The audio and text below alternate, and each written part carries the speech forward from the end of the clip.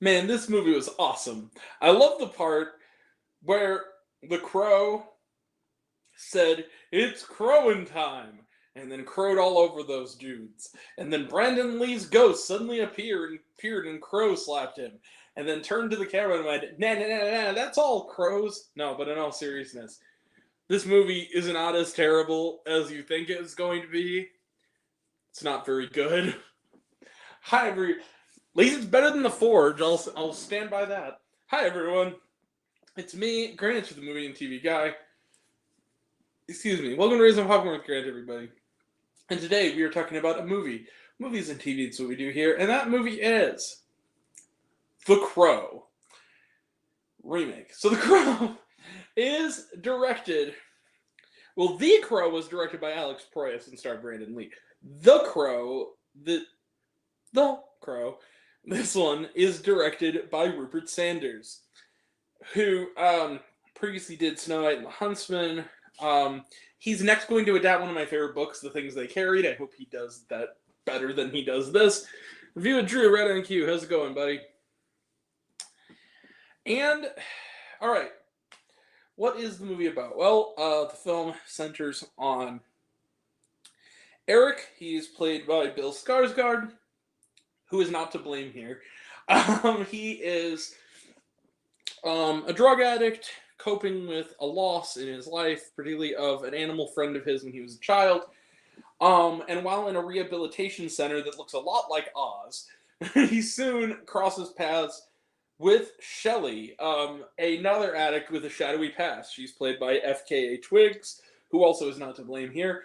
And they fall in love seemingly very, very quickly, and then just as quickly, some bad people who associated with Shelley during her times of addiction come calling, killing both of them. However, Eric goes to another realm and doesn't quite die.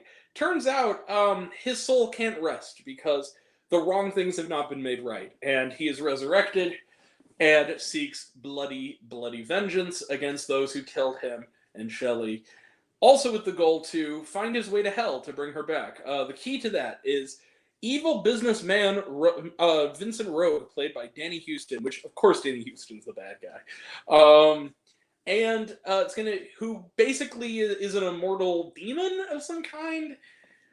Yeah, let the mayhem begin. The very, very, very broody mayhem that doesn't get there nearly fast enough. So anyway, here's the thing. I know it sounds kind of negative. I didn't hate The Crow. I didn't. I thought that I was going in quite frankly expecting to hate it. It didn't help that I just rewatched again for the first time in 10 years and watched for the first time ever projected the original The Crow earlier this summer, and it's fresh in my mind. But here's the thing. I went into this movie with low expectations, and they were slightly elevated by the fact that I just saw The Forge before this, but I'm going to say this clearly. This is not one of the worst films of the year. In fact, it's not even close. I think that there are a lot worse movies out there right now than The Crow. But that being said, it's not very good. It's not terrible. It's not great. It's just kind of soulless. Like, here's the thing. It's mostly dull, safe, soulless. It's generic goth superhero man. That's really what it is. It's The Crow because the movie says it's The Crow. That's about the only thing that's The Crow about it. Also, I'm sorry, Bill Skarsgård, and I don't blame him, the character is written to be kind of a wimp in this movie. Now, here's the thing. If you watched the original, Brandon Lee was a sensitive soul, yes. But the thing is that he was angsty, but he was alive. The thing about the Brandon Lee character is, I think I said something to the degree of he had a sort of angsty charisma that kind of carried that over, where he was jolly and he was kind of, he could kind of have a sense of humor when he needed to around villains, and he brought some life to the movie. Alex Proyas brought life to the movie in the way that he shot it and the use of miniatures and the use of special effects. This movie, and also the other thing is that at the end of the day, Eric Draven in the original movie was a good dude. Like, he was the kind of guy that, yeah, he was dark and he had a dark soul and he was a goth, but at the same time, he took care of his young, friend. He made sure her mom got her life together. He was a good dude. And the other thing is that, yeah, he would take out the bad guys, but it wasn't overkill. This guy is about as much as human as a gun. Like, it really is that. It's that kind of situation. He's a soulless character. He's a shell, and it's not Bill Skarsgård's fault. I really do think he makes a noble effort, but I just think that overall, this character is just not the Crow. He's Hot Topic man, and that's okay if you're going into that kind of movie. And that's the one thing I will give this movie some credence for, is that it doesn't try to copy the original movie, or quite frankly, copy the comic book. It kind of does its own thing, and I kind of respect that to some extent. But I also think that this movie probably was edited to shit. I do think that there's some stuff that was taken out that was necessary to the movie being more together. The movie is almost 2 hours long, and yet feels like it was originally longer, and there was a lot that was cut out of it. But there was one thing that almost makes The Crow worth a mild recommendation. It's not quite there, but it's close. The climactic fight scene in the Opera House. Like, you've heard it from everybody, where everybody, even the people who hate this movie, say, yeah, the movie sucks, but the Opera House fight scene is cool. They're right. That sequence is fucking amazing. It is. It's a really badass moment in an otherwise, and memorably badass moment in an otherwise kind of forgettable movie that also, he doesn't really even become the Crow until it's almost over.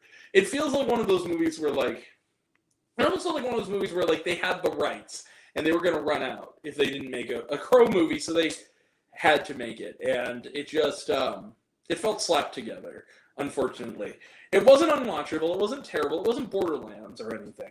But it just was bad, and it was empty, and which is too bad, because I think that this source material, you could do an even grittier version of this that could work, and it just didn't. But plain and simple, this just didn't work. It made a noble effort. It wasn't terrible, but it's not the Crow. It's generic superhero guy, goth superhero guy. He has more in common with Jared Leto's Joker, quite frankly, than he does with Brandon Lee. I mean, yeah. And again, I know it's not fair to compare it to. And look, this franchise has had worse than this movie.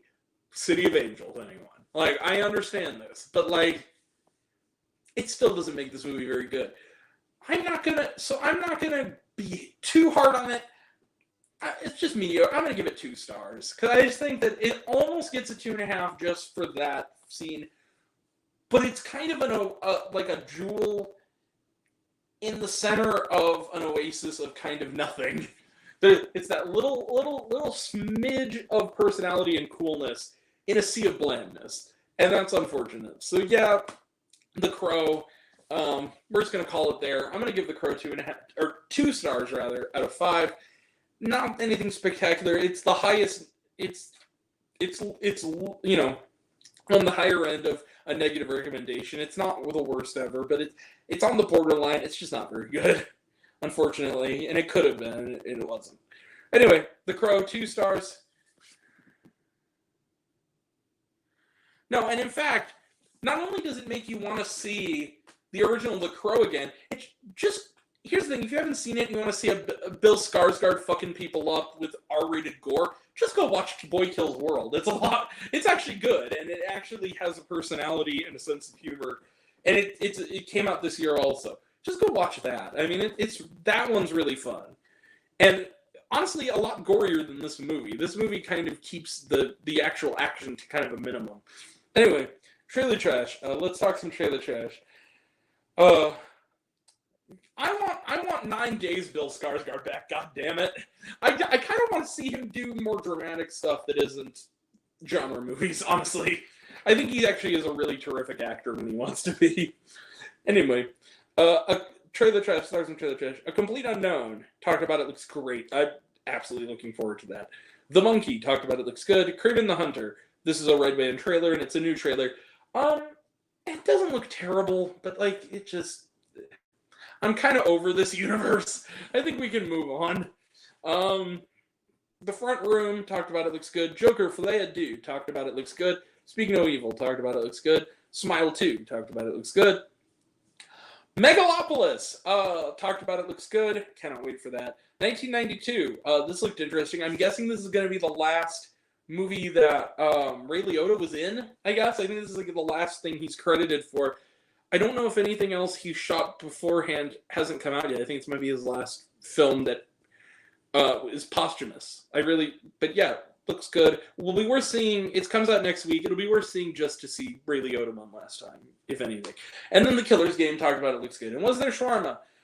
No, there was not. All right, that is it. We will be back shortly after this for a review of 17 Tour, Follow Again to Cinemas. And then after that, we will end off our night-long bonanza with 200% Wolf. Tomorrow is The Killer and The Supremes at Earl's All You Can Eat.